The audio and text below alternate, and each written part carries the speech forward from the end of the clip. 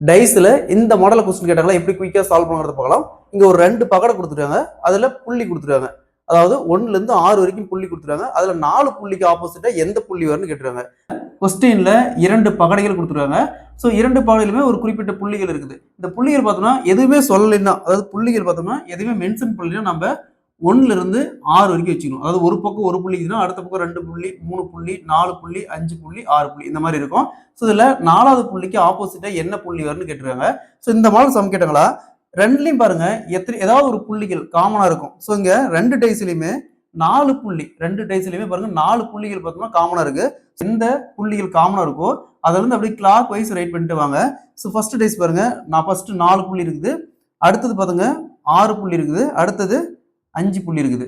Next ரெண்டாவது dies இருக்கு பாருங்க, 4 ஃபர்ஸ்ட் 4 புள்ளி, அதாவது ரெண்டுலயும் காமனா இருந்து எழுதணும். 4 புள்ளி, அடுத்தது 1 புள்ளி, அடுத்தது 2 புள்ளி. ஸோ இந்த கொஸ்டின்ல இங்க பாருங்க 6க்கு ஆப்போசிட்டா 1, 1க்கு ஆப்போசிட்டா 6, அதே மாதிரி 5க்கு ஆப்போசிட்டா 2, 2க்கு ஆப்போசிட்டா 5. ஸோ இதுல புள்ளி பார்த்தோம்னா 1ல இருந்து 6 வரைக்கும் இருக்கும்.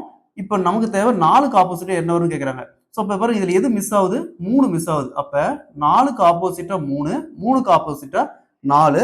So option C is the correct answer. இந்த சம் பார்க்க தான் ரொம்ப பெரிய சம் மாதிரி இருக்குது. நீங்க கொஸ்டின் அண்டர்ஸ்டாண்ட் பண்ணி சால்வ் பண்ணி ப்ராக்டிஸ் பண்ணிட்டீங்களா, பார்த்தோன்னு குயிக்காக ஆன்சர் பண்ணிடலாம்.